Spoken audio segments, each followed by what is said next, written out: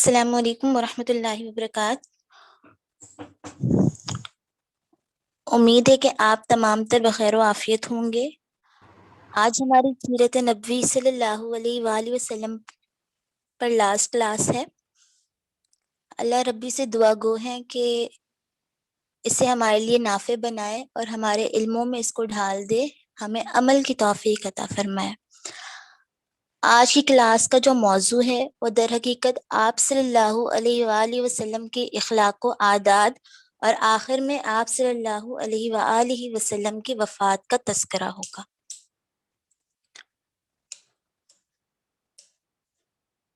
نبی کریم صلی اللہ علیہ وآلہ وسلم بہترین اخلاق کے حامل تھے۔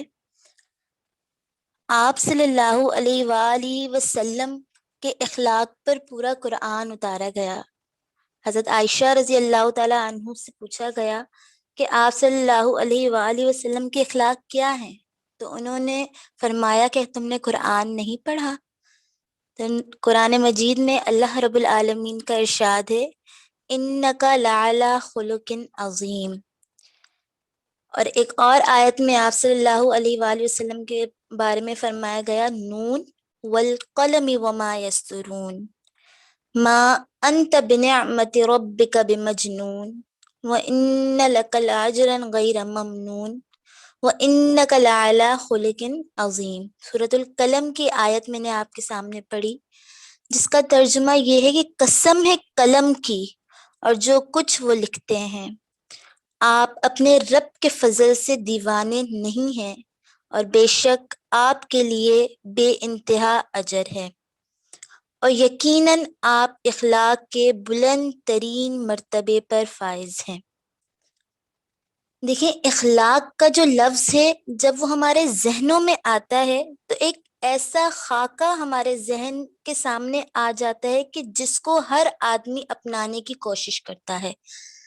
مثال کے طور پر ہم میں سے بھی کوئی اگر کسی کی عادت کو اپناتا ہے، کسی کو کسی کی کوئی عادت اچھی لگتی ہے اور ہم اپنے دل میں کہتے ہیں کہ میں اس عادت کو اپناؤں گا، تو وہ عادت کیا ہوتی ہے؟ اس آدمی کے اخلاق ہوتے ہیں۔ تو اخلاق کا لفظ ہی ایسا ہے کہ جب ہم اس کے بارے میں سوچتے ہیں، اس کو سمجھنے کی کوشش کرتے ہیں، تو ہمارے ذہن میں ایک خاکہ، ایک تصویر بنتی چلی جاتی ہے اور ہر آدمی اس چیز کو اپنانے کی کوشش کرتا ہے۔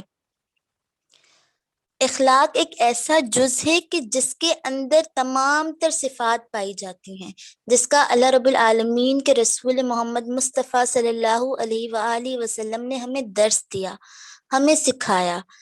تو ان کے اخلاق کیا تھے؟ انہوں نے امت کو کیا تعلیمات دی؟ انہوں نے کیا بتایا کہ ہم دنیا میں کس طرح کامیاب ہو سکتے ہیں اور آخرت میں کس طرح اللہ رب العالمین کے سامنے سر اٹھا کر ہم کھڑے ہو سکتے ہیں؟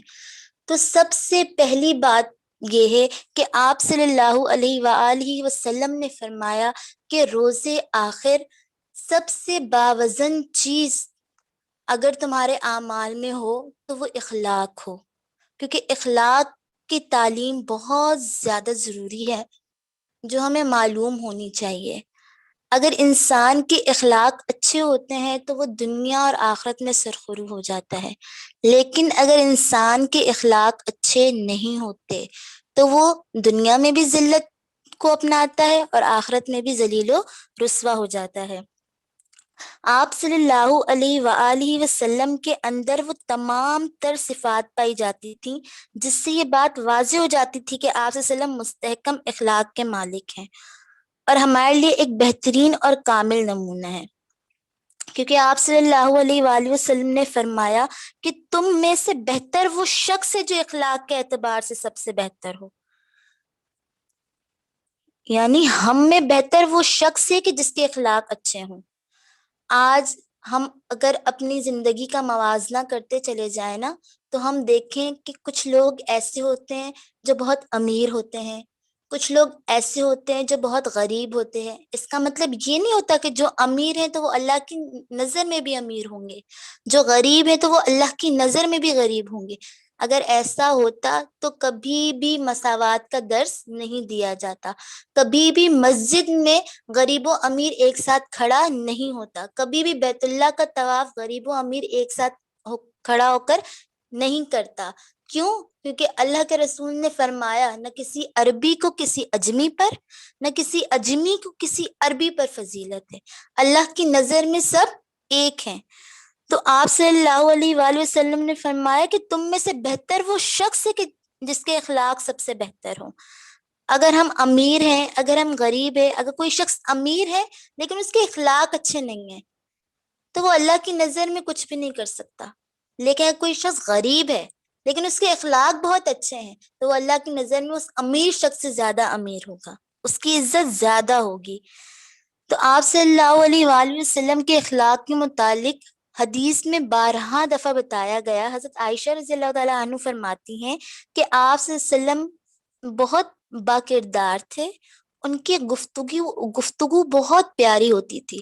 وہ کم بولتے تھے اور تقریباً اگر کسی مجلس میں بیٹھے ہوتے یا کسی مجلس میں درس دیتے تو ایک چیز کو 3 دفعہ دہرایا کرتے تھے تاکہ لوگوں کے ذہن میں وہ اس چیز کا کیا ہو جائے، بالکل وہ چیز نقش ہو جائے. آپ صلی اللہ علیہ وآلہ وسلم کی سیرت بہت زیادہ پاکیزہ تھی. آپ صلی اللہ علیہ وآلہ وسلم کے بارے میں حضرت عائشہ کہتی ہیں کہ ایک باکرا لڑکی جو ہوتی ہے نا وہ کس قدر حیادار ہوتی ہے، کسی کے سامنے نہیں آتی اس نے. لیکن حضرت عائشہ کہتے ہیں کہ آپ صلی اللہ علیہ وسلم اس باکرا لڑکی سے زیادہ حیادار تھے. یعنی ان کے اندر اس قدر حیا تھی کہ وہ کبھی بھی کسی کے سامنے اس طرح سے نہیں ہوتے کہ کسی شرمندگی کا احساس ہو یا کوئی بات ہو. اپنے غصے کو بہت زیادہ ضبط کیا کرتے تھے. آج ہم اپنا غصہ ضبط نہیں کرتے. اگر ہم تھوڑا سا سوچیں نا، اگر ہمیں کسی چیز پر غصہ آ جائے یا کوئی چیز ہماری خراب ہو جاتی ہے تو ہم فوراً سے غصہ کر دیتے ہیں، سامنے والے کی بات نہیں سنتے کہ معاملہ کیا ہوا تھا. ہم اپنے دل کی بھڑاس کو نکال دیتے ہیں، فوراً رد عمل کر دیتے ہیں، فوراً سے ایک جو ہے نا فیصلہ کر دیتے ہیں کہ تم نے ایسا کیا، تم نے ویسا کیا. لیکن نبی کریم صلی اللہ علیہ وآلہ وسلم نے کیا کیا کہ جب بھی انہیں غصہ آتا یا وہ غضبناک ہوتے تو وہ اپنے غصے کو کیا کر دیتے تھے، ضبط کر دیتے تھے اور لوگ کے سامنے ظاہر نہیں کرتے تھے. اور بہترین وہ شخص ہے کہ جو اپنے غصے کو ضبط کرتے. ایک دفعہ کا ذکر ہے کہ آپ صلی اللہ علیہ وآلہ وسلم کی صاحبزادی حضرت زینب رضی اللہ تعالیٰ عنہا ہجرت کر کے مدینہ جا رہی تھیں. جب راستے میں پہنچتی ہیں نا تو درمیان میں حبار بن اسود ان پر تیر چلاتے ہیں. جیسے ہی وہ تیر چلاتے ہیں نا تو وہ اپنے گھوڑے سے کیا ہو جاتی ہیں، گر جاتی ہیں اور وہ امید سے ہوتی ہیں. جیسے ہی وہ گرتی ہیں نا تو ان کا حمل کیا ہو جاتا ہے، ساکت ہو جاتا ہے. حمل ساکت ہوتے ہی ان کے ذہن پہ اس قدر صدمہ پہنچنا ہے کہ وہ اس دنیا سے کیا ہو جاتی ہیں، چل بستی ہیں، ان کی وفات ہو جاتی ہے. جب آپ صلی اللہ علیہ وآلہ وسلم کو یہ بات پتہ چلتی ہے تو آپ صلی اللہ علیہ وسلم بہت غضبناک ہوتے ہیں اور ان پر بہت زیادہ صدمہ پہنچتا ہے. جب بھی آپ صلی اللہ علیہ وسلم اس واقعے کو یاد کرتے تو آپ صلی اللہ علیہ وسلم کی آنکھیں سرخ ہو جاتی تھیں اور آپ صلی اللہ علیہ وسلم لیکن پھر بھی اپنے غصے پر قابو پا جایا کرتے تھے. لیکن آپ صلی اللہ علیہ وسلم کی آنکھیں اس حادثاتی واقعے کو یاد کر کے ہمیشہ نم ہو جایا کرتی تھیں. لیکن جب دھیرے دھیرے اس شخص نے جس نے حضرت زینب رضی اللہ تعالیٰ عنہا پر نیزہ چلایا تھا، جس کی وجہ سے ان کی وہ گھوڑے سے گری تھیں، جب وہ اسلام لاتے ہیں اور آپ صلی اللہ علیہ وسلم کی خدمت میں آ کر بیعت کرتے ہیں، اسلام لاتے ہیں، تو آپ صلی اللہ علیہ وسلم سے معافی مانگتے ہیں اس بات کی، تو آپ صلی اللہ علیہ وسلم فوراً اسے کیا کر دیتے ہیں، معاف کر دیتے ہیں. یعنی اگر آج ہمارے ساتھ ایسا ہو تو ہم ان چیزوں پر کبھی بھی صبر نہیں کر سکتے. اسی طرح ہمیں جو سیرت سے ایک یہ واقعہ بھی ملتا ہے نا کہ ایک عورت کے بیٹے کی وفات ہو جاتی ہے اور جب اس کی وفات ہوتی ہے نا تو وہ اس قبر پہ جا کے، اپنے بیٹے کی قبر پہ جا کر کیا کرتی ہے، بہت رو رہی ہوتی ہے اور اس قدر رو رہی ہوتی ہے کہ بہت زار و قطار. جب آپ صلی اللہ علیہ وسلم کا وہاں سے گزر ہوتا ہے تو آپ صلی اللہ علیہ وسلم اس کو کہتے ہیں کہ صبر صدمے کی پہلی چوٹ پر ہے. تو وہ یہ نہیں، شاید وہ آپ صلی اللہ علیہ وسلم کو جانتی نہیں ہوتی تو وہ کیا کہتی ہے کہ تمہیں کیا پتا کہ مجھے کیا صدمہ پہنچا ہے. تو آپ صلی اللہ علیہ وسلم وہاں سے کیا ہو جاتے ہیں، چلے جاتے ہیں، بس یہ کہتے ہیں کہ صدمے پر صبر جو ہے وہ پہلی چوٹ پر صبر بہت بڑی بات ہے. پھر جب اس کو پتہ چلتا ہے کہ وہ آپ صلی اللہ علیہ وآلہ وسلم تھے تو وہ جاتی ہے ان کے گھر اور دربان سے کہتی ہے کہ آپ سے ملاقات کرنی ہے اور اس طرح سے یہ معاملہ ہوتا ہے. تو دیکھیں، بتانے کا مقصد صرف یہ ہے کہ غصے کو ضبط کرنا بہت بڑی بات ہوتی ہے، اور آپ صلی اللہ علیہ وآلہ وسلم کی سیرت سے ہمیں یہ بات پتہ چلتی ہے کہ ہمیں غصے کو ضبط کرنا چاہیے، جو 98% لوگ نہیں کرتے۔ میں اور آپ ہم سب ایسے ہیں کہ ہم اس چیز کو نہیں لے کر چلتے کہ ہمیں کیا کرنا ہے اور کیا نہیں کرنا۔ اسی طرح حضرت عائشہ فرماتی ہیں کہ آپ صلی اللہ علیہ وآلہ وسلم نے فرمایا کہ انما بعثت لاتمم مکارم اخلاق، کہ مجھے مکارم اخلاق کی تکمیل کے لیے بھیجا گیا ہے، یعنی اخلاق بتانے کے لیے بھیجا گیا ہے۔ آپ صلی اللہ علیہ وآلہ وسلم کبھی بھی وہ تعلیم نہیں دیتے تھے انسان کو کہ جو وہ خود نہیں کرتے تھے۔ جس چیز پر خود عمل کرتے لوگوں کو وہ سکھاتے، اپنے عمل سے سکھاتے۔ آج ہم خود نماز نہ پڑھیں اور دوسرے کو کہیں کہ تم نماز پڑھو نماز پڑھو نماز پڑھو، تو وہ کبھی بھی نہیں پڑھے گا۔ کیوں؟ کیونکہ وہ چیز ہمارے عمل میں نہیں ہے۔ اگر ہم نماز پڑھیں، اپنے عمل سے دکھائیں، تو وہ فوراً وہ شخص کہے گا کہ ہاں واقعی وہ خود کر رہا ہے تبھی مجھے کہہ رہا ہے۔ تو عمل بہت زیادہ ضروری ہے، جو آپ صلی اللہ علیہ وآلہ وسلم نے ہمیں کر کے دکھایا۔ وہ عمل کرتے اور اپنے عمل سے امت کو سکھاتے، جس کی وجہ سے امت جو ہے دھیرے دھیرے آپ صلی اللہ علیہ وسلم کے ساتھ جڑنا شروع ہو گئی، اور اس طرح اسلام کی اشاعت پوری دنیا میں ہو گئی۔ ایک دفعہ آپ صلی اللہ علیہ وسلم فرماتے ہیں کہ صاحب ایمان شخص اچھے اخلاق کی بدولت بنتا ہے، اور ان لوگوں جیسا کوئی بھی نہیں ہے کہ جس کے اخلاق سب سے بہتر ہوں۔ اور آپ صلی اللہ علیہ وآلہ وسلم نے فرمایا کہ اگر کسی شخص کے اخلاق بہت بہترین ہے تو وہ اس شخص سے زیادہ بہتر ہے جو رات بھر نفل پڑھتا ہو اور دن بھر روزہ رکھتا ہو۔ دیکھیں، رات بھر نفل پڑھنا بھی کوئی آسان بات نہیں ہوتی۔ ہم اگر 10 نفل بھی پڑھتے ہیں، جیسے ابھی ہم رمضان کی مثال لے لیں کہ اگر ہم 20 تراویاں بھی پڑھتے ہیں تو کتنی تھکاوٹ سی ہو جاتی ہے نا جسم میں، اور اس قدر تھکاوٹ ہو جاتی ہے کہ بس اس وقت فوراً دل یہ چاہتا ہے کہ ہم سو جائیں تراویح کے فوراً بعد۔ لیکن آپ صلی اللہ علیہ وسلم نے کیا فرمایا کہ رات بھر نفل پڑھنے والے شخص سے بہتر وہ شخص ہے کہ جس کے اخلاق بہت اچھے ہوں۔ تو ہمیں سب سے پہلے اپنے اخلاق پر کام کرنا ہے، اپنے اخلاق کو بہتر بنانا ہے، تاکہ اللہ کے رسول بھی ہم سے راضی ہو جائے اور اللہ رب العالمین بھی ہم سے راضی ہو جائے۔ ایک شخص نے آپ صلی اللہ علیہ وآلہ وسلم سے پوچھا کہ یا رسول اللہ، ہم سب انسانوں کو سب سے بہتر چیز کون سی عطا کی گئی ہے؟ تو آپ صلی اللہ علیہ وآلہ وسلم فرماتے ہیں کہ حسن اخلاق سب سے بہتر چیز تمہیں عطا کی گئی ہے۔ اگر تمہارے اخلاق اچھے ہوں تو تم سب سے کامیاب انسان ہو، اگر تمہارے اخلاق اچھے نہیں تو تم دنیا میں کچھ بھی نہیں کر سکتے۔ اور حضرت عائشہ فرماتی ہیں کہ آپ صلی اللہ علیہ وآلہ وسلم ہمیشہ اللہ رب العالمین سے دعا کیا کرتے تھے کہ اے اللہ، کہ جس طرح تو نے میری جسمانی بناوٹ کو بہت خوبصورت بنایا ہے نا، اسی طرح میری عادات اور اخلاق کو بھی بہت بہتر بنا دے۔ یہ دعا ہمارے نبی کرتے تھے، حالانکہ ہمارے نبی تو بہترین اخلاق کے مالک تھے۔ اگر وہ یہ دعا نہ بھی کرتے تو بھی تمام انسان یہ گواہی دے چکے تھے نا کہ آپ صلی اللہ علیہ وسلم بہترین اخلاق کے مالک ہیں، وہ ہمارے لیے ایک بہترین کامل نمونہ ہے، وہ صادق اور امین ہے۔ لیکن پھر بھی امت کو سکھائی انہوں نے، اور خود یہ دعا کرتے رہتے اور ہمیشہ اللہ سے یہ دعا کرتے رہتے کہ اے اللہ، تو نے میری بناوٹ تو بہت اچھی بنائی ہے، لیکن میرے اخلاق اس سے زیادہ اچھے کر دے، میرے اخلاق بہت پیارے کر دے، مجھے باکردار بنا دے۔ لیکن ہم آج، اگر میں اپنی بھی بات کروں نا، تو ہم اس چیز کو نہیں دیکھتے، ہماری دعاؤں میں اثر نہیں ہے، ہم اپنی دعاؤں میں اثر نہیں لاتے کہ ہمیں دعا کس طرح سے کرنی ہے۔ اگر ہمیں اللہ سے کوئی چیز چاہیے ہوتی ہے نا، کوئی چیز ہمیں نہیں مل رہی ہوتی، تو ہم فوراً سے دعا میں کیا کہتے ہیں، اللہ ہمیں یہ بھی دے دے، ہمیں یہ بھی دے دے، ہمیں اس چیز کی بھی طلب ہے، ہمیں اس چیز کی بھی طلب ہے۔ لیکن ہم کبھی بھی یہ نہیں کہتے کہ اللہ ربی آپ جس چیز میں راضی ہیں ہمیں وہ چیز دے دیں۔ دعا مانگنے کا ایک سلیقہ ہوتا ہے۔ ہم کہتے ہیں نا کہ ہماری دعائیں قبول نہیں ہوتی، ہم اللہ سے مانگتے رہتے ہیں مانگتے رہتے ہیں مانگتے رہتے ہیں، لیکن ہماری دعا قبول نہیں ہوتی۔ دعا اس لیے قبول نہیں ہوتی کیونکہ ہمارے دعا مانگنے کا طریقہ ہی نہیں آتا ہمیں۔ اگر ہم دعا اچھے طریقے سے مانگے تو وہ اللہ ربی کی طرف پہنچ جائے گی، کیونکہ اللہ ربی تو ہماری شہرت سے زیادہ قریب ہے نا. لیکن دعا کا طریقہ اللہ کے رسول نے بتا دیا کہ جب تم دعا کی ابتدا کرو تو سورہ فاتحہ پڑھو, درود شریف پڑھو. اگر تم درود اول و آخر پڑھتے ہو تو تمہاری دعا اللہ کے پاس فوراً چلی جاتی ہے. لیکن اگر تم نہیں پڑھتے تو وہ دعا زمین اور آسمان کے درمیان کیا کر دی جاتی ہے, لٹکا دی جاتی ہے. جب ہماری دعا ہی زمین و آسمان کے درمیان لٹکی ہوئی ہوگی اور وہ اللہ تک پہنچے گی ہی نہیں, تو اللہ تعالیٰ ہماری دعاؤں کو کیسے قبول کریں گے؟ پھر تو ہمارے شکوے بنتے ہی نہیں ہیں. تو اللہ کے رسول نے فرما دیا کہ ہمیشہ اخلاق کی دعا کرو, کیونکہ بہتر ہے وہ شخص جس کے اخلاق بہت اچھے ہوں گے. قرآن مجید میں اللہ رب العالمین کا ارشاد ہے, فَبِمَا رَحْمَةٍ مِّنَ اللَّهِ لِنْتَ لَهُمْ وَلَوْ كُنْتَ فَظًّا غَلِيظَ الْقَلْبِ لَانفَضُّوا مِنْ حَوْلِكَ.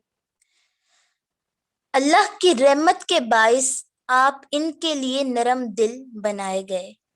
اگر آپ بد زبان ہوتے اور سخت دل ہوتے تو یہ آپ کے پاس سے بھاگ جاتے. سورہ آل عمران کی اس آیت میں ہمیں بتا دیا گیا, یہ میرے اور آپ کے لیے ایک اصول ہے کہ انسان کو نرم دل ہونا چاہیے.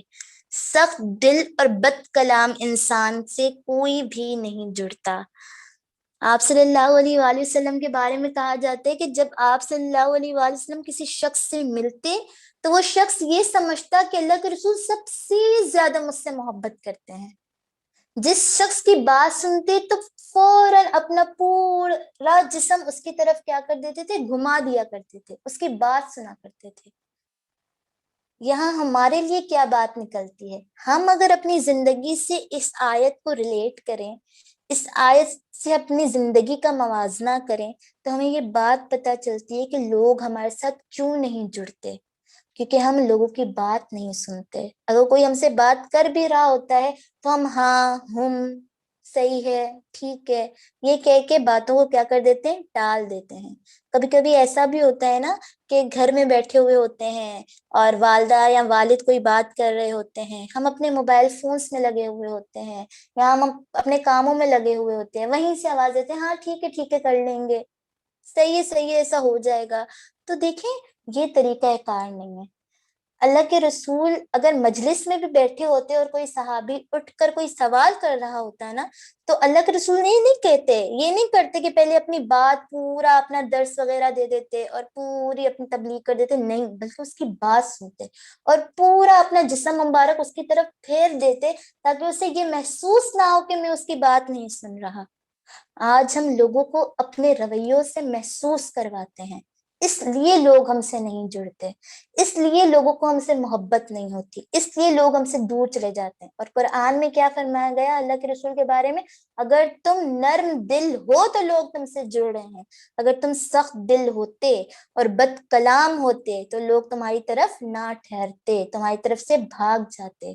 تو میرے اور آپ کے لیے اس آیت میں ایک بہت بڑا اصول ہے جسے ہمیں اپنانے کی بہت زیادہ ضرورت ہے.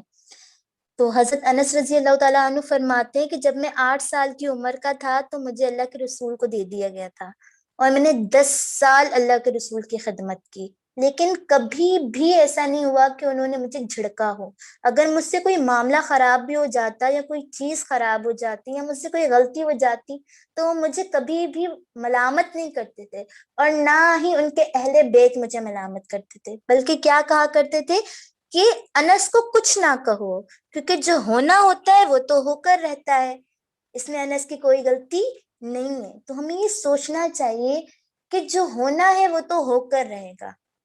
ہم پھر کیوں اپنی زبان خراب کرتے ہیں, کیوں دوسروں کو کہہ کر ان کے دلوں میں جو ہے اپنے لیے بغض, کینہ, حسد ڈالتے ہیں. یہ دنیا ہے اور دنیا ایک عارضی چیز ہے, یہاں برداشت کرنا بہت بڑی بات ہے جو کہ نہیں ہو پاتا, اور جو شخص برداشت کر لیتا ہے وہ سرخرو ہو جاتا ہے. تو سب سے پہلا کام یہ ہے, میرا آپ سے کہنے کا مطلب یہ نہیں کہ آپ ہر بات پر عمل کرنا شروع کر دیں, نہیں, بلکہ دھیرے دھیرے. کبھی ایسا تو نہیں ہوتا نا کہ ہم بلڈنگ کے نیچے کھڑے ہوں اور ہمیں 5ویں فلور پر جانا ہو تو ہم 1 منٹ پر آنکھیں بند کریں, ہم 5ویں فلور پر پہنچ جائیں, ایسا تو نہیں ہوگا. ہمیں کیا کرنا پڑے گا اس کے لیے, سیڑھی سیڑھی چڑھنی پڑے گی، ایک سیڑھی دوسری تیسری، اس طرح چڑھتے چڑھتے ہم کیا کریں گے، اپنی منزل تک پہنچ جائیں گے۔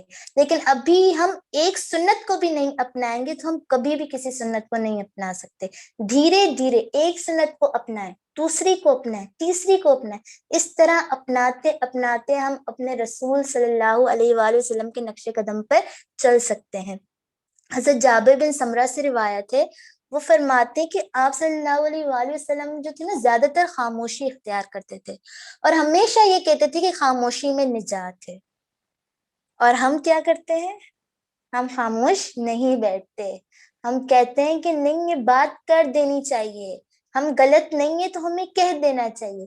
کبھی کبھی خاموشی ہماری سچائیوں کو بیان کر دیتی ہے۔ اسی طرح جب حضرت عائشہ رضی اللہ تعالی عنہا پر بہتان لگتا ہے، واقع افق آپ لوگ کی نظروں سے گزرا ہوگا ضرور بضرور، ہم امتی ہیں اللہ کے رسول کے، تو جب ان پر بہتان لگتا ہے اور ان کو پتہ چلتا ہے تو خاموشی اختیار کر لیتی ہیں، اور جب خاموشی اختیار کرتی ہیں تو اللہ ربی ان کی برات میں کیا کرتے ہیں، وہی نازل کر دیتے ہیں۔ تو اسی طرح کبھی کبھی نا کچھ معاملات میں خاموش ہو جانا چاہیے، کیونکہ جب ہم خاموش ہوتے ہیں نا تو ہماری سچائی خود بخود کھل جاتی ہے۔ لیکن ہم صحیح حق پر بھی ہوتے ہیں لیکن خاموش نہیں ہوتے تو لوگ ہمیں حق ہونے کے باوجود بھی ہمیں غلط سمجھتے ہیں، جبکہ قرآن میں اللہ نے وعدہ فرما دیا، جاء الحق وزہق الباطل ان الباطل کان زہوقا، کہ حق آئے گا اور باطل مٹ جائے گا، اور باطل کو تو مٹنا ہی ہے۔ تو ہم کیوں نہیں اس آیت پر جو ہے وہ عمل کرتے، اور کیوں نہیں یہ سوچتے کہ قرآن و حدیث میں ہر چیز بتا دی، اللہ کے رسول نے ہمارے پاس دو اہم خزانے چھوڑ دیے۔ اللہ کے رسول نے فرمایا تھا نا کہ میرے جانے کے بعد میں تمہارے پاس دو چیزیں چھوڑے جا رہا ہوں، ایک قرآن اور دوسری میری سنت، اس کو تھامے رہو اور اسے کبھی بھی نہ چھوڑنا اور فرقے میں نہ پڑنا۔ اور آج ہم نے فرقہ وارائیت کو عروج پر پہنچا دیا، کوئی کہتا ہے میں سنی ہوں، کوئی کہتا ہے میں بریلوی ہوں، کوئی کہتا ہے میں یہ ہوں، کوئی اہل سنت، کوئی کچھ، لیکن ہمیں کیا کرنا ہے، ہم بس مسلمان ہیں، ہمیں اللہ کے قرآن کو اور آپ صلی اللہ علیہ وآلہ وسلم کی سیرت کو دیکھ کر چلنا ہے، اس پر عمل پیرا ہونا ہے، اور یہی ہمارے لیے ایک بہترین کام ہے جس سے ہمیں دنیا اور آخرت کی بھلائی پہنچتی ہے۔ اسی طرح آپ صلی اللہ علیہ وآلہ وسلم کے متعلق حضرت جابر رضی اللہ تعالیٰ عنہ فرماتے ہیں کہ گفتگو میں ایسی وضاحت ہوتی کہ میں نے کبھی کسی کی گفتگو میں ایسی وضاحت نہیں دیکھی، اور ہمیشہ آہستگی سے بات کرتے۔ آج کے حکمران اگر ہم دیکھیں تو کبھی بھی آہستگی سے بات نہیں کرتے، بس اپنی سناتے ہیں، فیصلے قائم کر دیتے ہیں اور بات ختم۔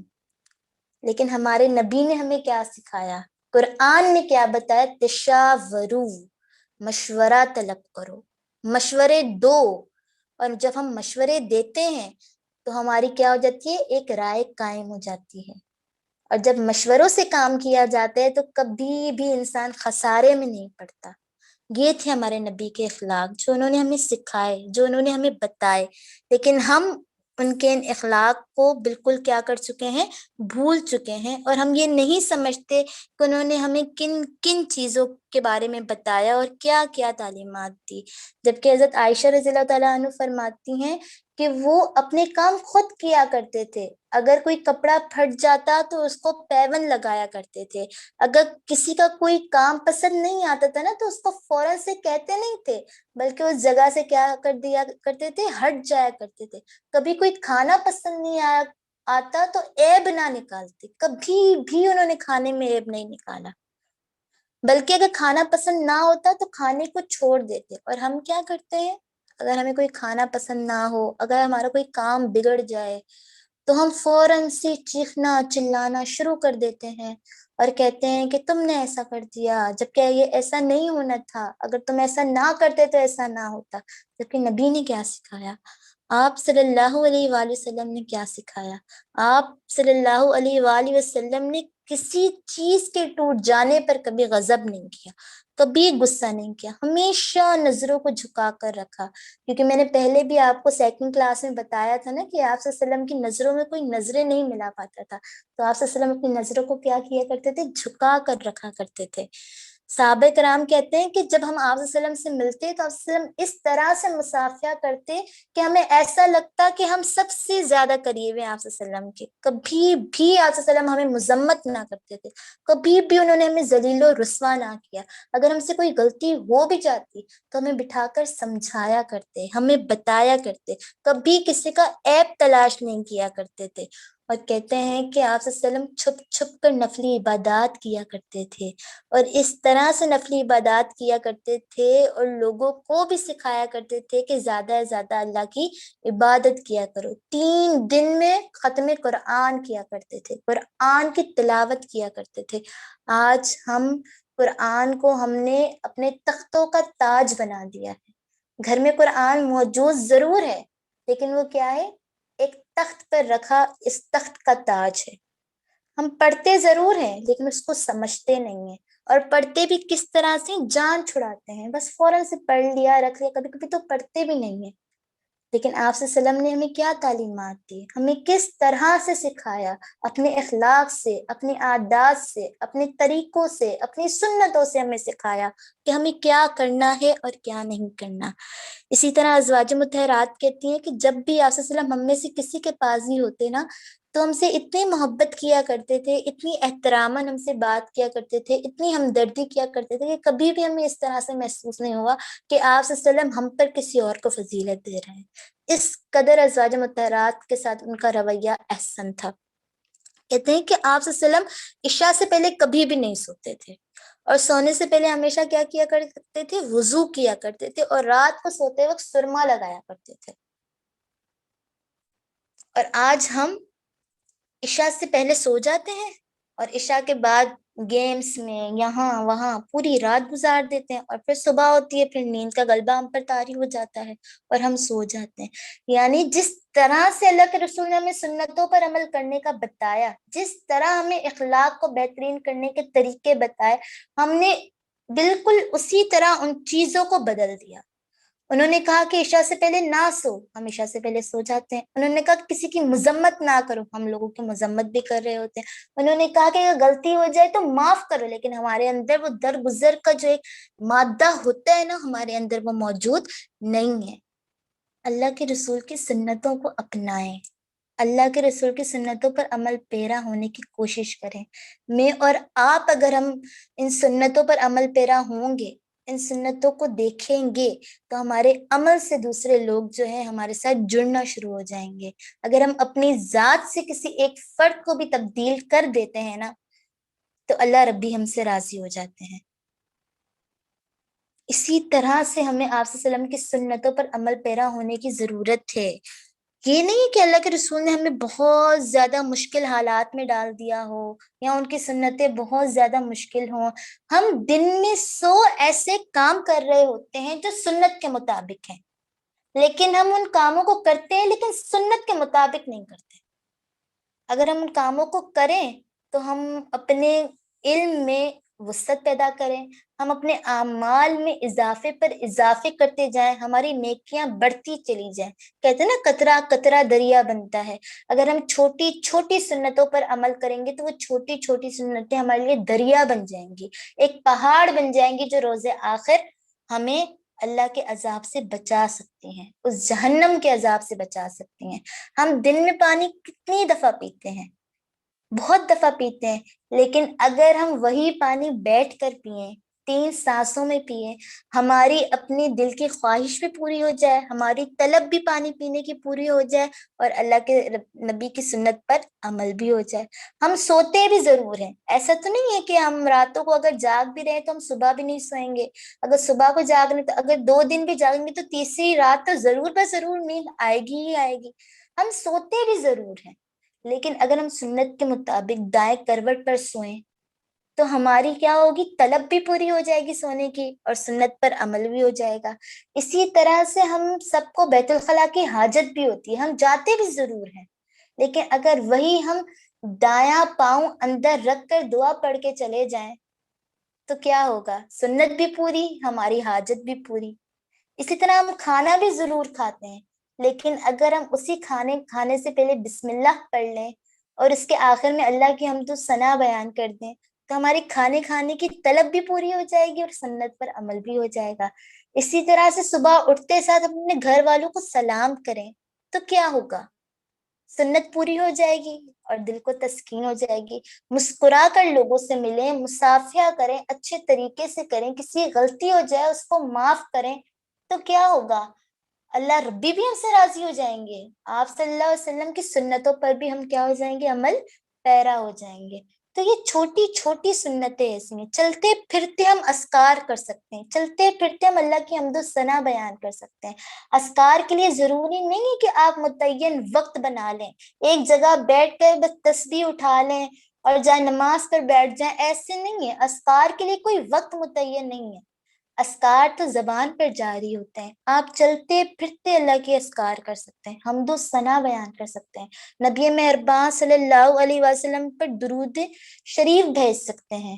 تو اس طرح اگر ہم چھوٹی چھوٹی سنتوں پر عمل کر لیں تو ہم کبھی بھی اللہ کی ذات سے مایوس نہیں ہو سکتے۔ کیوں؟ کیونکہ اللہ کی ذات نے کیا کہا؟ اللہ ربی نے کیا کہا؟ مایوسی انسان کو ختم کر دیتی ہے، مایوسی انسان کو آگے بڑھنے نہیں دیتی۔ ہم مایوس کیوں ہوتے ہیں؟ کیونکہ ہم سنتوں پر عمل نہیں کر رہے، ہم قرآن کو نہیں دیکھ رہے، ہم حدیث کو نہیں دیکھ رہے، جس پر عمل کرنے کی اللہ کے رسول نے بار بار تاکید کی، چھوٹی چھوٹی سنتیں سکھا دیں۔ ہم کام بھی وہی کر رہے ہوتے ہیں، لیکن اگر ہم ان کو سنتوں کے مطابق کریں تو وہ کام ہمارے کیا ہو جائیں؟ آسان بھی ہو جائیں اور اللہ ہم سے راضی ہو جائے اور ہم اپنے انجام سے خوش ہو جائیں۔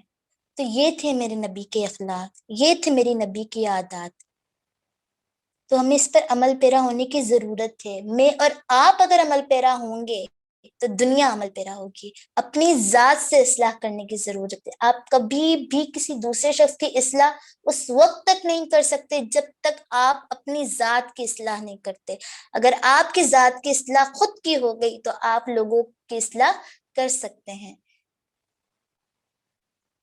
ہم آپ صلی اللہ علیہ وسلم پر آج درود نہیں پڑھتے، اور پڑھتے بھی ہیں تو بہت کم، جبکہ اللہ نے کیا فرمایا؟ ان اللہ وملائکتہ یصلون علی النبی یا ایھا الذین آمنوا صلوا علیہ وسلموا تسلیما۔ سورہ احزاب میں فرما دیا کہ بے شک اللہ اور اس کے فرشتے نبی مہرباں پر درود بھیجتے ہیں۔ اے ایمان والو، تم بھی آپ صلی اللہ علیہ وآلہ وسلم پر کیا کیا کرو؟ درود بھیجا کرو۔ اللہ نے کہا، قرآن نے کہا کہ جس پر عمل کر کے ہم جنت کو پا سکتے ہیں، جس پر عمل کر کے ہم روز آخر اللہ کے رسول کے ساتھ کھڑے ہو سکتے ہیں، تو ہم یہ چھوٹی چھوٹی باتیں، یہ چھوٹی چھوٹی آیات، ان پر عمل پیرا ہو کر اپنی دنیا اور آخرت کو سنوار سکتے ہیں۔ اور جب دنیا اور آخرت سنور گئی تو پھر انسان کو کوئی اور چیز نہیں چاہیے۔ تو یہ تھے آپ صلی اللہ علیہ وسلم کے اخلاق جو انہوں نے ہمیں بتائے، جو انہوں نے ہمیں تعلیم دی اور ہمیں سکھایا کہ امت کو اس دنیا میں کیسے رہنا ہے، تمہیں اس دنیا میں کیسے رہنا ہے۔ تو اللہ ربی ہمیں آپ صلی اللہ علیہ وسلم کے اخلاق اور عادات کو سمجھنے کی توفیق عطا فرمائے اور ہمیں اس پر عمل کرنے کی توفیق عطا فرمائے، تاکہ ہم اپنی دنیا اور اپنی آخرت اور لوگوں کو بھی اس بات کی ترغیب دیں کہ وہ آپ صلی اللہ علیہ وسلم کی سنتوں پر عمل کرنے کی کوشش کریں۔ پھر آگے ہم اس بات پر آ جاتے ہیں کہ جب آپ صلی اللہ علیہ وسلم نے اس پوری دنیا میں اسلام کی اشاعت کر دی اور لوگوں کو اس بات کا علم دے دیا، اللہ کی شریعت کو پہنچا دیا، تو اس کے بعد کیا ہوتا ہے کہ آپ صلی اللہ علیہ وآلہ وسلم ہجرت کے 10ویں سال حج کے ارادے سے مکہ جاتے ہیں، اور یہ آپ صلی اللہ علیہ وسلم کا آخری حج ہوتا ہے۔ وہاں آپ صلی اللہ علیہ وسلم ایک پرزور تقریر کرتے ہیں اور لوگوں کو اس بات کی تلقین کرتے ہیں اور لوگوں کو کہتے ہیں کہ غور سے سنو، کیا پتہ آنے والے سال میں اس طرح تمہارے پاس کھڑا نہ ہوں، تو تم اس بات کو سمجھ لو کہ میں تمہیں کچھ وصیتیں کر رہا ہوں۔ اور آپ وسلم کیا ان کو وصیتیں کرتے ہیں کہ کبھی بھی اللہ کی کتاب اور اس کے رسول کی سنت کو مت چھوڑنا، ہمیشہ اس کو مضبوطی سے پکڑ کر رکھنا اور اس کو تھامے رکھنا۔ اور قرآن میں بھی اس بات کی تصدیق آتی ہے کہ وَاعْتَصِمُوا بِحَبْلِ اللَّهِ جَمِيعًا وَلَا تَفَرَّقُوا، کہ اللہ کی رسی کو مضبوطی سے تھام لو اور کبھی بھی تفرقے میں نہ پڑو۔ اسی طرح آپ صلی اللہ علیہ وسلم حجۃ الوداع کے موقع پر یہ وصیت بھی کرتے ہیں لوگوں کو کہ اپنے غلاموں کے ساتھ، یتیموں کے ساتھ، مسکینوں کے ساتھ، بیواؤں کے ساتھ، اپنی ازواج کے ساتھ، بچوں کے ساتھ احسن سلوک کرو اور ان کو سمجھنے کی کوشش کرو۔ اسی طرح لوگوں کی جان و مال کی حفاظت کرنے کی تلقین کر کے جاتے ہیں اور بتا کر جاتے ہیں کہ دنیا میں کیسے رہنا ہے۔ اور اس بات کی ایک حدیث بھی جو ہے تلقین کرتی ہے نا، تصدیق کرتی ہے کہ آپ صلی اللہ علیہ وسلم نے فرمایا کہ اے لوگوں، میرے بعد تم ایک دوسرے کی گردنیں مارنا شروع نہ کر دینا۔ تو دیکھیں آج ہم وہی کر رہے ہیں کہ جس کا آپ صلی اللہ علیہ وسلم کو خدشہ تھا، کہ آج ہم لوگوں کی گردنیں مارنے پر لگ گئے ہیں، ہم لوگوں کو چھوڑ دیا ہے، ہم نے پس پشت ڈال دیا ہے، تمام چیزوں کو ختم کر دیا ہے۔ اور اللہ کے رسول نے آخری موقع پر جو وصیتیں کی تھیں، جو باتیں بتائی تھیں، ہم سب نے ان کو کیا کر دیا ہے؟ فراموش کر دیا ہے، بھلا دیا ہے۔ اور کبھی بھی ہم نے یہ نہیں سوچا کہ روز آخر ہم اپنے اس نبی کو کیا چہرہ دکھائیں گے کہ جس نے پوری اپنی راتیں ہمارے لیے گزار دی، دعاؤں میں گزار دی، ہماری بخشش کی طلب کرتے کرتے وہ اس دنیا سے چلے گئے، لیکن ہم نے ان کے آخری خطبے کی وصیتوں کو بھی یاد نہیں رکھا۔ پھر تاریخ میں آتا ہے کہ جب وہ اپنے خطبے سے اور اپنی تقریر سے فارغ ہو جاتے ہیں تو کہتے ہیں کہ اے لوگوں، کیا میں نے تمہیں اللہ کا پیغام پہنچا دیا؟ تو تمام مجمع یک زبان ہو کر کہتا ہے کہ ہاں اللہ کے رسول، آپ نے ہم تک دین کی اشاعت پہنچا دی، آپ نے ہمیں اللہ کا حکم پہنچا دیا۔ تو اللہ کے رسول کہتے ہیں کہ ٹھیک ہے، پھر تم اس بات پر گواہ رہنا، اور اے خدا تو بھی گواہ رہنا کہ میں نے تمام تیری شریعت ان لوگوں تک پہنچا دی۔ اور پھر آخر میں یہ آیت پڑھتے ہیں کہ الیوم اکملت لکم دینکم واتممت علیکم نعمتی ورضیت لکم الاسلام دینا، کہ آج میں نے تمہارے لیے تمہارے دین کو مکمل کر دیا اور اپنی نعمت تم پر پوری کر دی اور تمہارے لیے دین اسلام کو پسند فرمایا۔ یہ سورہ مائدہ کی آیت ہے کہ جس میں یہ بات بتا دی کہ آج میں نے تمہارے لیے تمہارے دین کو مکمل کر دیا۔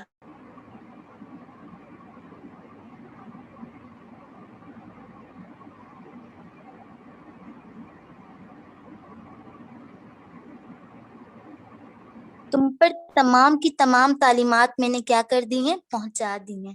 اور اس طرح سے پھر کیا ہوتا ہے، دھیرے دھیرے یہ وقت گزرتا جاتا ہے، اور پھر آپ صلی اللہ علیہ وسلم جب حج سے واپس آتے ہیں تو حجۃ الوداع کو ابھی 3 مہینے گزرتے ہیں کہ آپ صلی اللہ علیہ وآلہ وسلم کیا ہو جاتے ہیں؟ بیمار ہو جاتے ہیں۔ اور سب سے پہلے جو ان کی بیماری ظاہر ہوتی ہے وہ ان کا سر درد ہوتا ہے، درد سر ان کی پہلی بیماری ہوتی ہے جو حجۃ الوداع کے بعد ان کو لاحق ہوتی ہے، اور وہ درد سر اس دنیا سے ان کو لے جاتا ہے۔ جب آپ صلی اللہ علیہ وآلہ وسلم بیمار ہو جاتے ہیں تو اس کے بعد وہ بہت زیادہ کمزوری میں آ جاتے ہیں، اور اس طرح سے ان کی دنیا جو ہے وہ بالکل ایک طرف ہو جاتے ہیں۔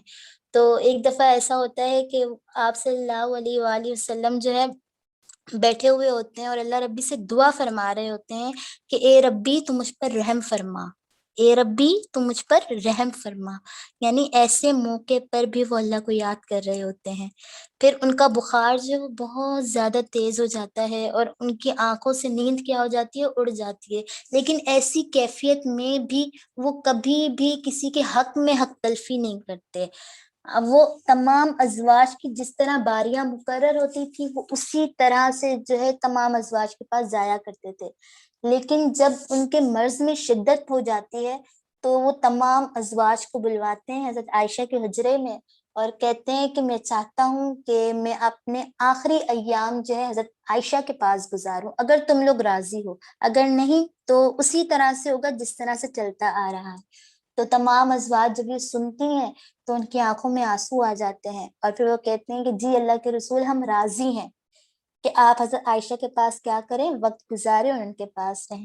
تو وہ اپنی مرض کے ایام حضرت عائشہ رضی اللہ تعالی عنہا کے پاس گزارتے ہیں اور انہی کے پاس رہتے ہیں۔ اور قرآن کی یہ آیت ہے نا کہ کل نفس ذائقۃ الموت، ہر نفس نے موت کا مزہ چکھنا ہے۔ اس طرح سے پھر آپ صلی اللہ علیہ وسلم کے مرض میں مزید شدت پیدا ہو جاتی ہے تو وہ امامت سے بھی رک جاتے ہیں۔ تاریخ میں آتا ہے کہ وہ مغرب کی نماز پڑھا رہے ہوتے ہیں اور یکدم وہ کیا ہو جاتے ہیں، گر جاتے ہیں، یعنی وہ نہیں پڑھا پا رہے ہوتے، تو فوراً سے اپنی جگہ حضرت بکر صدیق کو لے آتے ہیں اور وہ امامت کرواتے ہیں، اور حضرت علی اور حضرت ابن عباس رضی اللہ تعالیٰ عنہ آپ صلی اللہ علیہ وسلم کو اپنے کندھوں پر سہارا دے کر حضرت عائشہ رضی اللہ تعالیٰ عنہ کے حجرے میں لے جاتے ہیں۔ یعنی مغرب کی نماز کے متعلق آتا ہے کہ وہ آپ صلی اللہ علیہ وسلم کی آخری نماز مسجد میں ہوتی ہے جو وہ کرواتے ہیں، اس کے بعد وہ اپنے گھر میں ہی نماز کیا کرتے ہیں، جماعت کے ساتھ پڑھ رہے ہوتے ہیں۔ کیوں؟ کیونکہ جو حجرہ عائشہ رضی اللہ تعالیٰ عنہا ہوتا ہے اور جو مسجد کا دروازہ ہوتا ہے وہ بالکل ایک دوسرے کے ساتھ کیا تھے، جڑے ہوئے ہوتے ہیں، وہ دونوں جگہ ایک دوسرے کے ساتھ کیا ہیں، جڑی ہوئی ہیں۔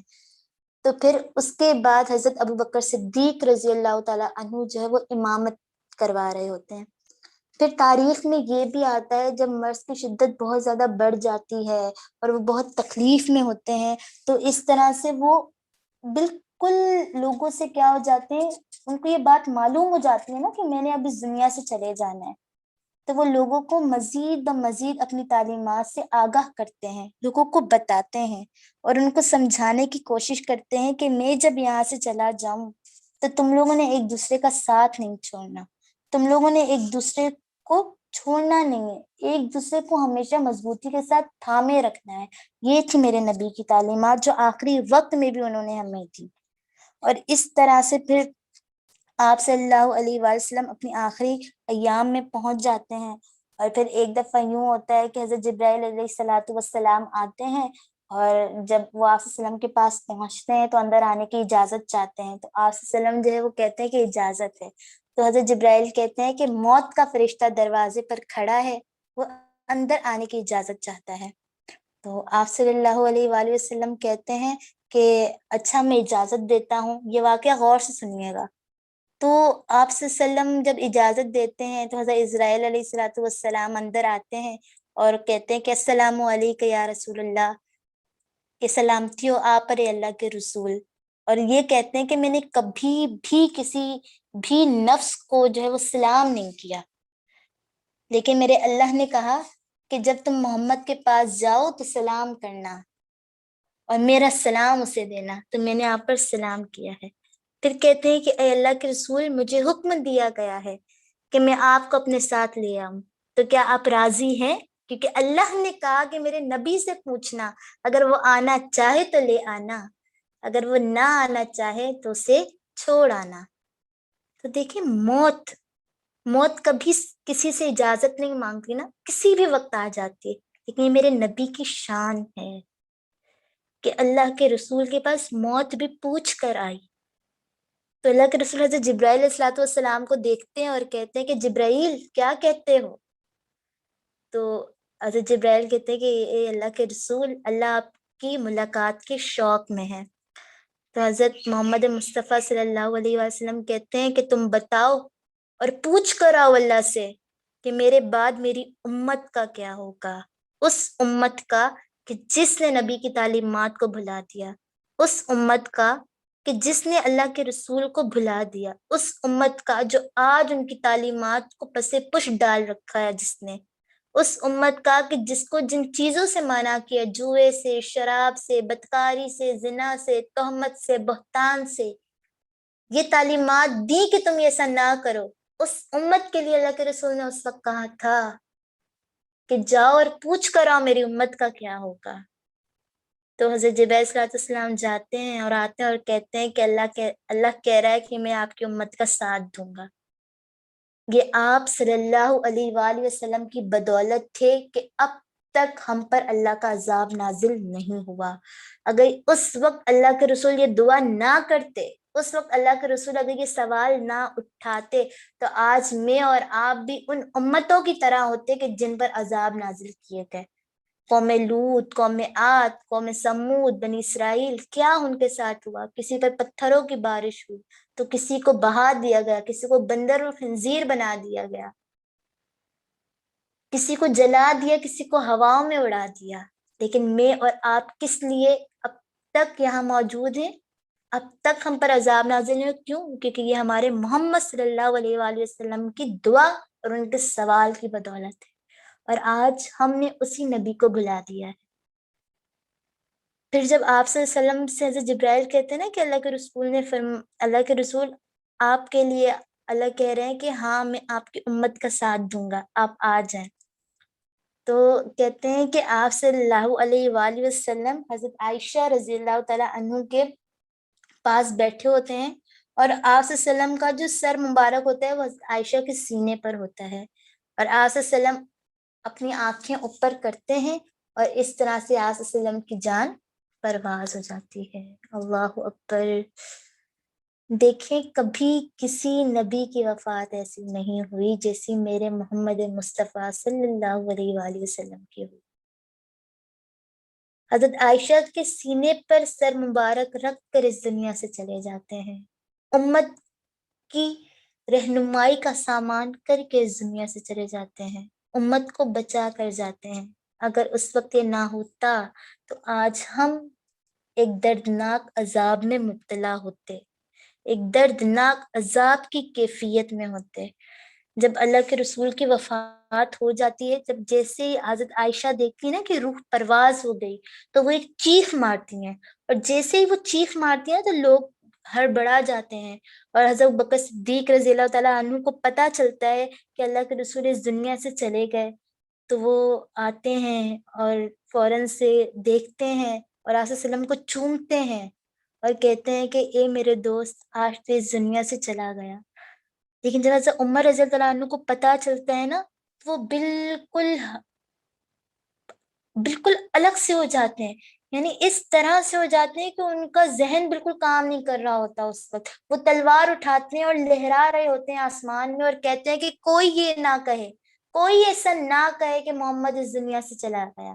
محمد صلی اللہ علیہ وسلم زندہ ہیں، وہ حیات ہیں. اگر کسی نے بھی ایسا کہا تو میں کیا کر دوں گا، اس کا سر قلم کر دوں گا. یہ حضرت عمر کے اس وقت الفاظ ہوتے ہیں.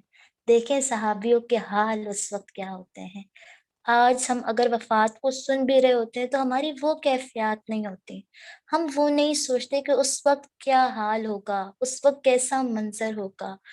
تو حضرت عمر رضی اللہ تعالیٰ عنہ کی جب یہ بات حضرت ابوبکر صدیق سنتے ہیں تو کہتے ہیں کہ عمر بیٹھ جاؤ اور خاموش ہو جاؤ. تو عمر کہتے ہیں کہ نہیں، میں نہیں بیٹھوں گا اور نہ ہی میں خاموش ہوں گا. تو حضرت ابوبکر صدیق ان کو سمجھانے کی کوشش کرتے ہیں اور آواز دیتے ہیں، لیکن حضرت عمر تو بے قابو ہوتے ہیں، انہیں تو کوئی بات ہی اس وقت سمجھ نہیں آ رہی ہوتی.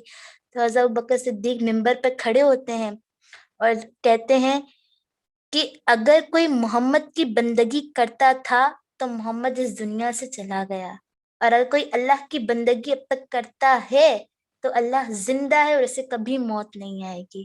یہ الفاظ کہتے ہیں اور پھر یہ آیت پڑھتے ہیں کہ وما محمد الا رسول قد خلت من قبلہ الرسل افإن مات او قتل انقلبتم على اعقابكم ومن ينقلب على عقبيه فلن يضر الله شيئا وسيجزي الله الشاكرين. اور محمد صلی اللہ علیہ وآلہ وسلم تو بس اللہ کے رسول ہیں، ان سے پہلے بہت سے نبی گزر چکے. اگر وہ مر جائیں یا خدا کی راہ میں مارے جائیں تو کیا تم الٹے پاؤں اسلام سے پھر جاؤ گے؟ اور جو کوئی پھر جائے گا وہ خدا کا کچھ نہیں بگاڑ سکے گا، اور اللہ اس نعمت کی قدر کرنے والوں کو اچھا بدلہ دے گا.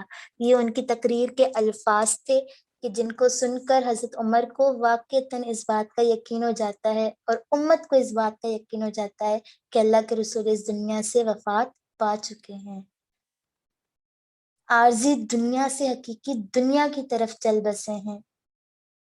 اور اس کے بعد سب کو اس بات کا یقین ہو جاتا ہے کہ اللہ کے رسول چلے گئے.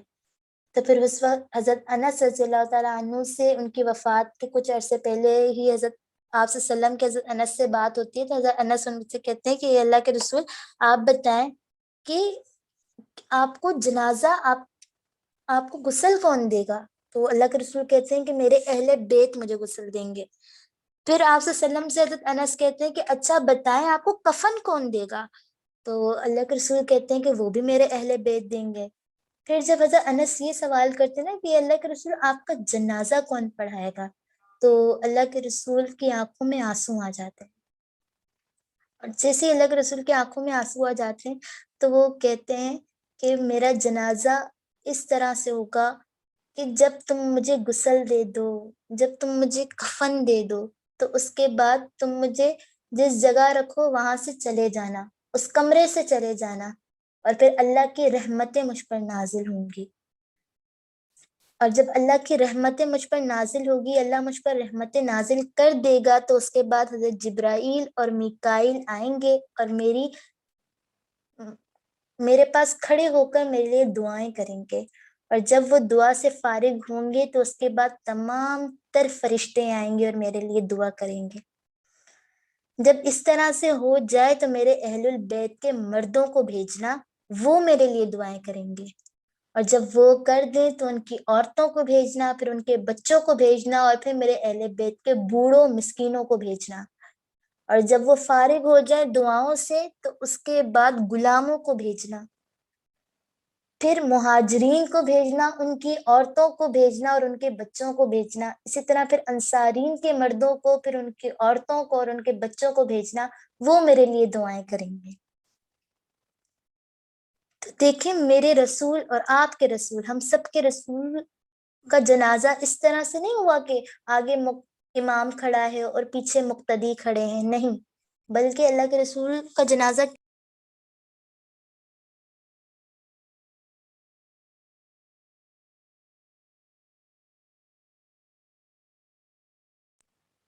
اللہ کے رسول نے بتا دیا کہ کس طرح سے ہوگا، کہ اللہ کی رحمتیں، پھر فرشتوں کی رحمتیں، پھر اہل البیت کی رحمتیں، پھر تمام تر لوگوں کی رحمتیں، اور پھر تمام تر لوگوں کی دعائیں ہوں گی، اور اس کے بعد جب یہ سب کچھ ہو جائے تو تم مجھے کیا کر دینا، لحد میں اتار دینا۔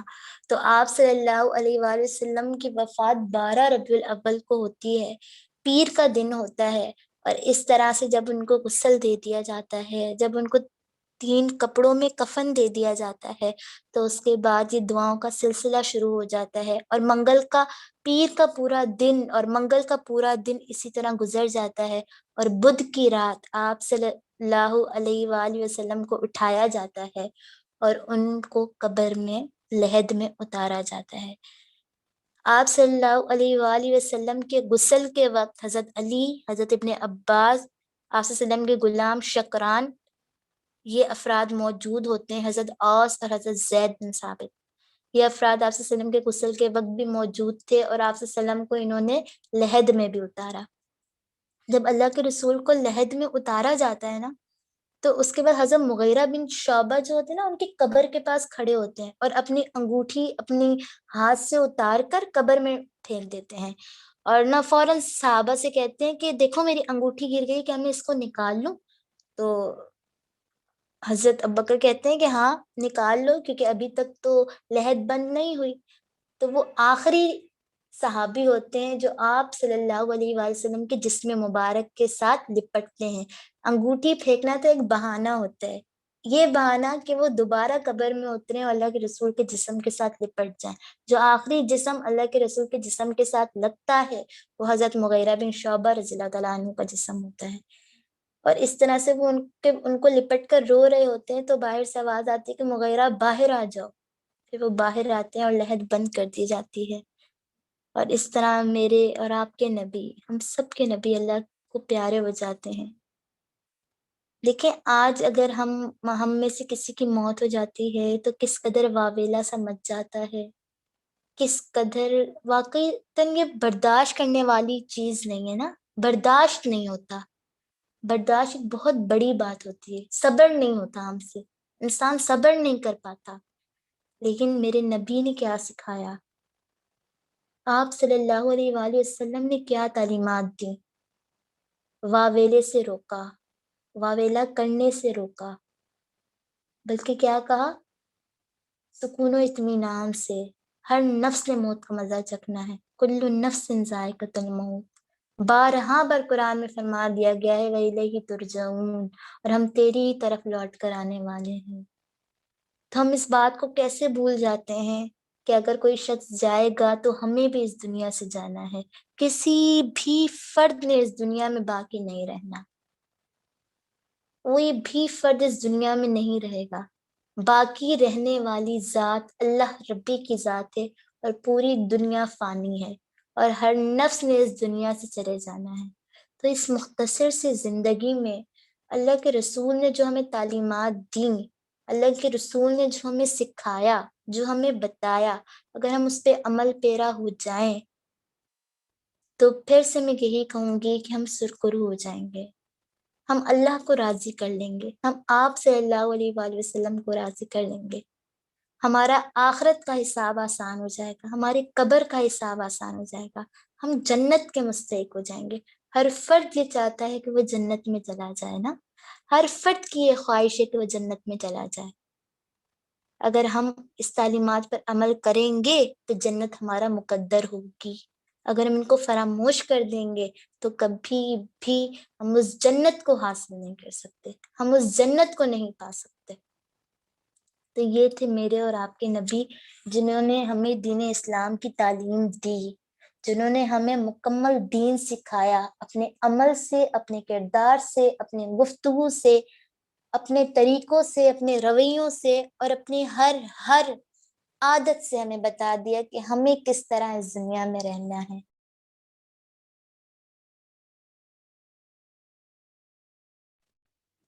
میں نے اور آپ، ہم دونوں نے اس بات کو، ہم سب نے اس بات کو سمجھنا ہے کہ ہمیں اس دنیا میں کیا کرنا ہے۔ ہم نے یہ 5 دن جو سیرت پر کلاس لی، شاید میں یہ سمجھتی ہوں کہ ہم نے اس کا 2% حق بھی ادا نہیں کیا، یعنی ہم نے آپ صلی اللہ علیہ وسلم کی سیرت کا 2% حق بھی ادا نہیں کیا۔ یعنی اتنے آپ صلی اللہ علیہ وسلم کی سیرت کے پہلو ہیں، اتنے گوشے ہیں کہ اگر ہم اب سے لے کر بیٹھیں اور پڑھنا شروع کریں اور عمل کرنا شروع کریں تو ہماری زندگی کا آخری وقت آ پہنچے اور ہم اس کا حق ادا نہ کر سکیں۔ تو مجھے اور آپ کو، ہم سب کو اللہ کے رسول کی تعلیمات پر عمل پیرا ہونے کی توفیق اللہ سے مانگنی چاہیے، اللہ سے دعا گو رہنا چاہیے کہ اے ربی ہم پر رحم فرما، اور ہم جو بھی ہیں، جیسے بھی ہیں، تیری رحمت کے طلبگار، ہمیں اپنے رسول صلی اللہ علیہ وآلہ وسلم کے نقش قدم پر چلنے کی توفیق عطا فرما دے۔ تو بس آخر میں اللہ ربی سے یہی دعا ہے کہ جس طرح ہم نے ان 5 دنوں میں سیرت کو سمجھنے کی کوشش کی، جو غلطی ہوئی، جو کوتاہی ہوئی، اللہ ربی درگزر فرمائے اور ہمیں اس پر عمل کرنے کی توفیق عطا فرمائے۔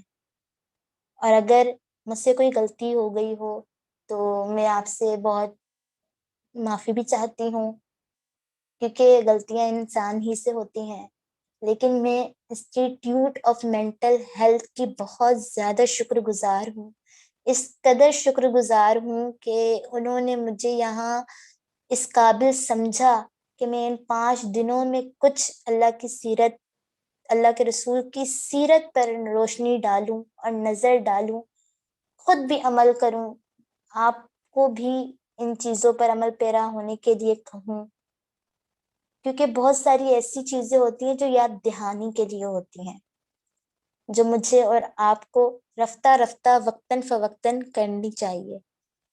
بس وما علینا الا البلاغ۔ السلام علیکم ورحمۃ اللہ وبرکاتہ۔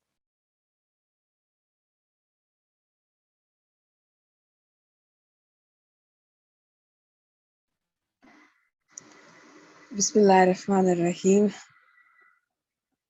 الصلاۃ والسلام علیک یا رسول اللہ۔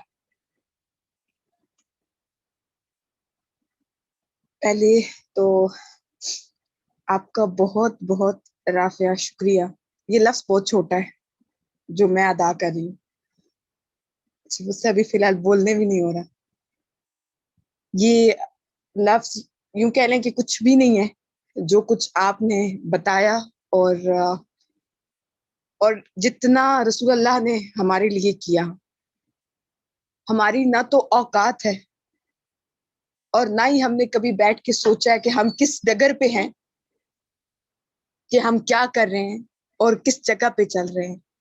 ہمارے رسول اللہ نے جو تعلیمات ہمیں دی، یا کہہ لیں کہ اپنی پوری زندگی جو کچھ وہ کرتے رہے، ان کا اٹھنا بھی اللہ کے حکم سے تھا، ان کا بیٹھنا، ان کا کھانا، ان کا پینا، ان کی ریلیشن شپ جس کے ساتھ بھی تھے۔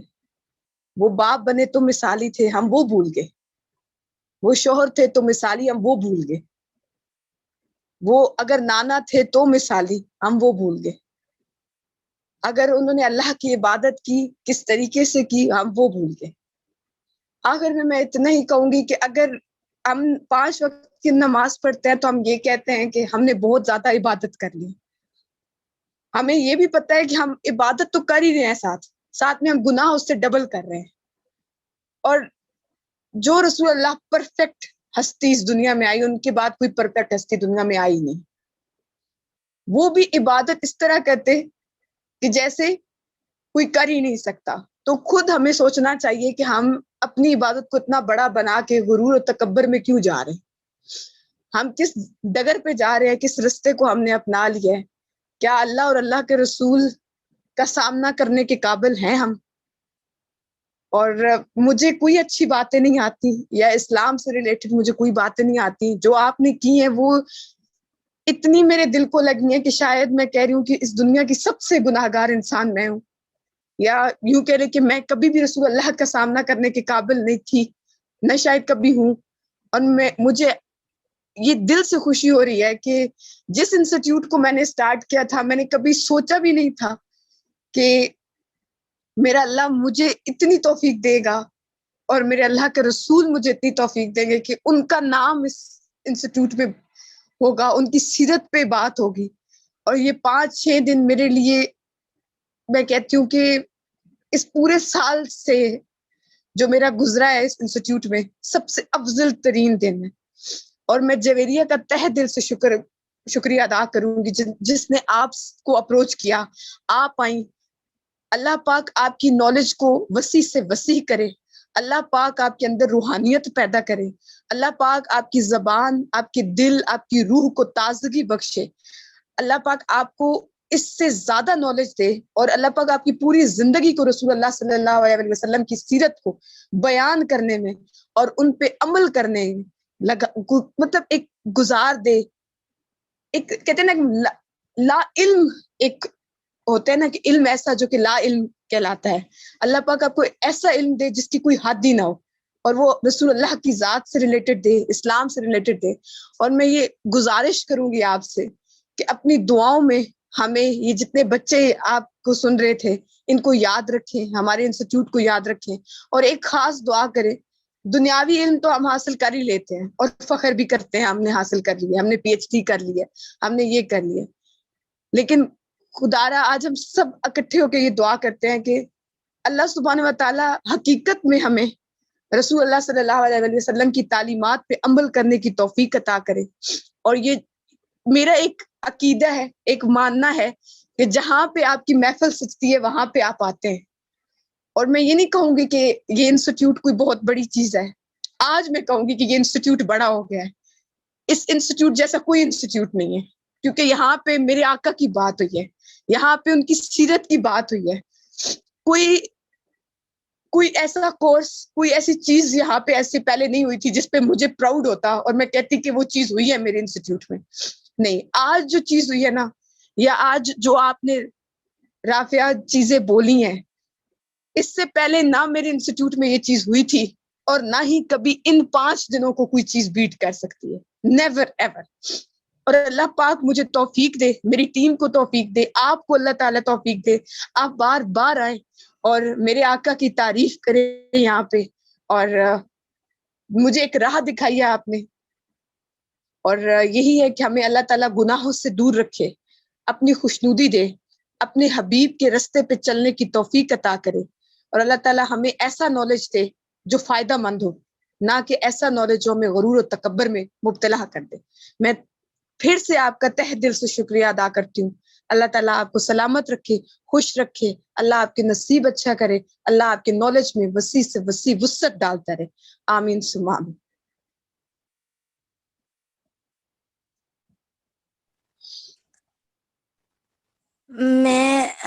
میں مشرت نورین اور جویریہ ضیاء کی بہت زیادہ شکر گزار ہوں کہ انہوں نے مجھے یہاں بلایا. میں اور آپ صلی اللہ علیہ وآلہ وسلم, صحابہ و صحابیات, اولیاء اللہ, ان کی خاک ان کی پیروں کی دھول کے برابر بھی شاید نہیں ہے, لیکن ہمیں اس جی بات کا فخر ہونا چاہیے کہ ہم اللہ کے رسول کے امتی ہیں, اس رسول کے کہ جنہوں نے ہمیں قدم قدم ہمیں سنبھالا, جنہوں نے قدم قدم ہمیں ساتھ دیا ہے, اور شروع دنیا سے لے کر آخر وقت تک, یہاں تک کہ آخرت تک, جنت تک انہوں نے ہمیں بتا دیا کہ ہمیں کیا کرنا ہے.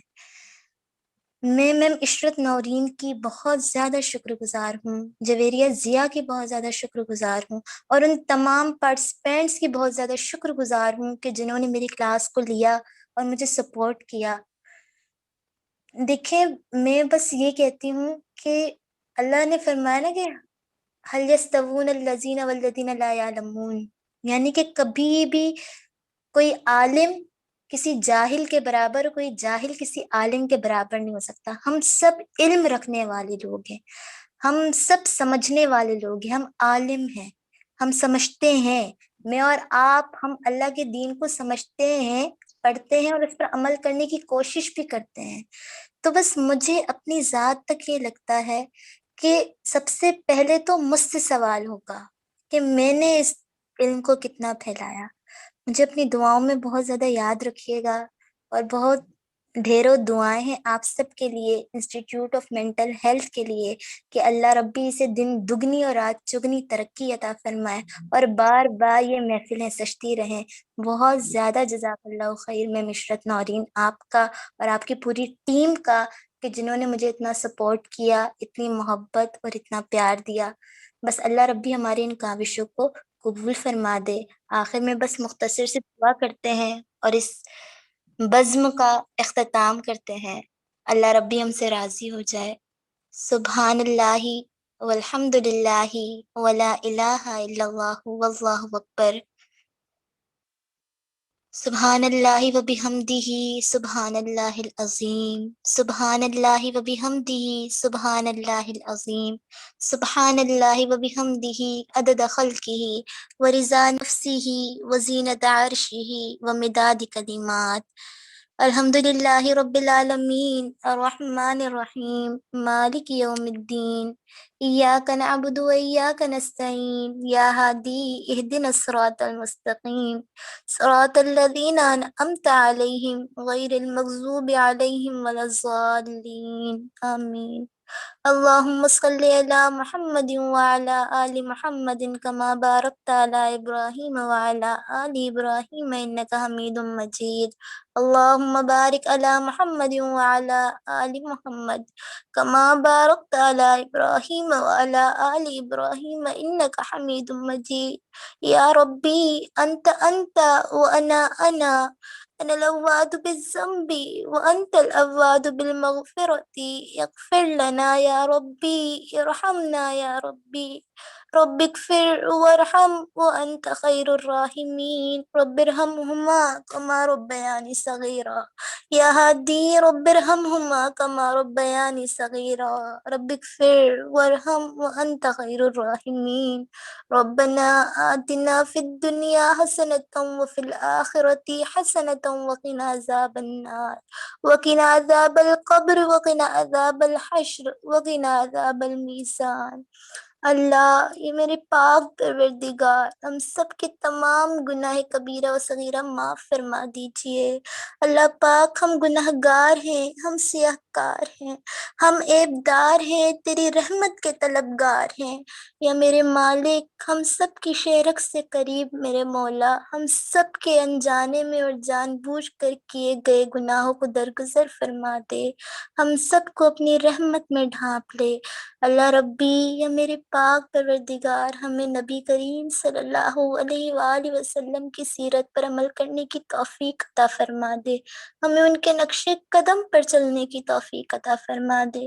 اللہ پاک ہم نے کوئی حق ادا نہیں کیا، یا ربی ہم نے حق ادا نہیں کیا ان کی محنتوں کا، ان کی تکالیف کا، ان کی برداشت کا، ان کی مشقتوں کا۔ یا ربی آپ تو سب جانتے ہیں ہم گنہگار ہیں، اللہ ربی آپ تو معاف کرنے والے ہیں۔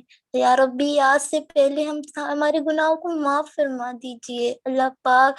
اگر ہم پہلے نہیں جانتے تھے اور اب جان گئے ہیں، اللہ پاک ہمیں اس پر عمل کرنے کی توفیق عطا فرما دے۔ اللہ پاک کوئی کچھ غلطی ہو گئی ہو، کوئی غلطی ہو گئی ہو، ہماری نظروں سے اوجھل ہو گئی ہو، اللہ پاک اسے بھی درگزر فرما دیجئے۔